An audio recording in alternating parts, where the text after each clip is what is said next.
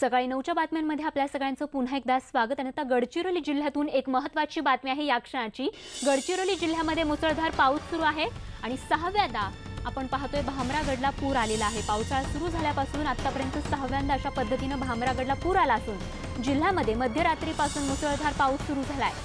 तर आज पहाटेपासूनच परत एकदा पर्लकोटा नदीला पूर आला असून पाणी वेगानं भामरागड गावात शिरलंय।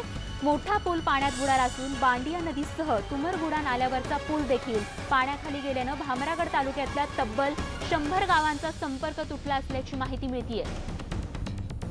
तर गडचिरोली जिल्ह्यामध्ये मुसळधार पावसामुळे पूरसदृश स्थिती निर्माण झालेली आहे।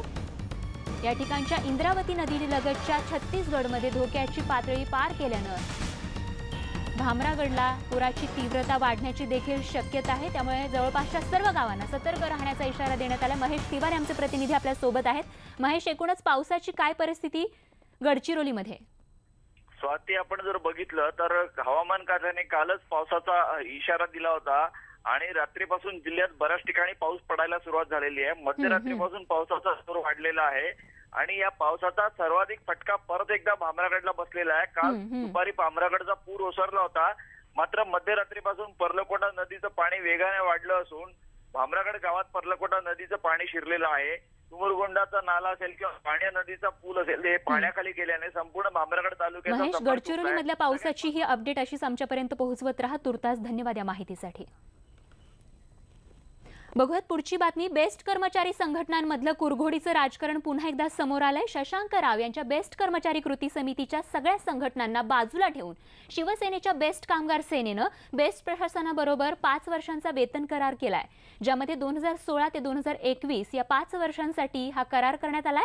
यामध्ये कमीत कमी वाढ 5,000 तर जास्तीत जास्त वाढ 12,000 रुपये करण्यावर शिक्कामोर्तब झालंय, अशी माहिती बेस्ट कामगार सेनेतर्फे देण्यात आली आहे। यावर आता 17,000 कर्मचारी सदस्य असलेली शशांक राव यांची बेस्ट कर्मचारी कृती समिती काय भूमिका घेणार हे बघावं लागणार आहे। कारण हा करार त्यांनी स्वीकारला तर ठीक, नाहीतर येत्या ऑक्टोबर महिन्यात इतर संघटनांचं 11,000 कर्मचारी वाढीव पगार घेतील, तर शशांक राव यांच्या संघटनेतील 17,000 कर्मचाऱ्यांना जुनाच पगार मिळणार आहे।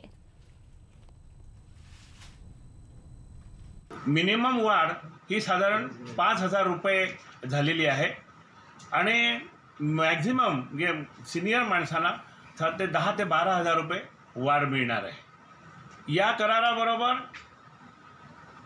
या वर्षीचा जो बोनस आहे तो महानगरपालिकेच्या धर्तीवर म्हणजे साधारण 11 ते 12,000 रुपये हा बोनस अनुग्रह अनुदान बेसला दिलं जाईल असं या करारामध्येच नमूद करण्यात आलेलं आहे। आणि आता लाखो वाहनधारकांना दिलासा देणारी बातमी आहे। नवीन वाहन कायद्यानुसार आकारण्यात येणारे भले मोठे दंड महाराष्ट्रात आकारले जाणार नाहीत, अशी घोषणा परिवहन मंत्री दिवाकर रावतेंनी केली आहे। ते मुंबईमधल्या शिवाई बसच्या उद्घाटन कार्यक्रमात बोलत होते। खरं तर 1 सप्टेंबर पासून वाहतूक नियम मोडल्यास मोठा दंड देशभर आकारला जातोय, मात्र हे दंड लागू करण्याचा अधिकार केंद्रानं राज्याला दिल्यानं दंडाचे दर आचारसंहितेपूर्वी जाहीर करू अशी घोषणा रावतेंनी केली आहे। त्यामुळे वाहनधारकांनी सुटकेचा निश्वास सोडलाय। त्यांनी जरी कर वाढवलेले असले तरी राज्य सरकारलाही आपला निर्णय घेण्याची त्यांनी मुभा दिली आहे। त्या संदर्भात जी काय निर्णय घ्यायचा आहे तो जवळजवळ आम्ही नक्की केला आहे। एवढ्या मोठ्या प्रमाणावर लोकांवर कर करावी अशा मताचे आम्ही नाही आहेत आणि मी स्वतः नाही आहे।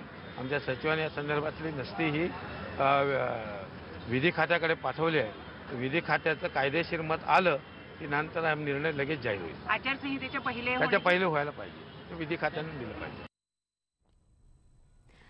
रिलायन्स जिओनं जिओ फायबर सेवा लॉन्च केली, ज्यामध्ये महिन्याला 699 रुपये भरल्यावर डीटीएच सेवा, ब्रॉडबँड इंटरनेट, संपूर्ण भारतभर फ्री कॉलिंग तसंच टीव्हीवरून व्हिडिओ कॉलही करता येणार आहे। घर बसल्या चित्रपटाचा फर्स्ट डे फर्स्ट शोही तुम्ही पाहू शकता। गेमिंग ॲप्लिकेशन्स, विशेष क्रीडा कार्यक्रम अशा अनेक सेवा यामध्ये मिळणार आहेत, ज्यामध्ये अनेक प्लॅन्स आहेत। 699 रुपयांपासून या प्लॅन्सची सुरुवात होतीये।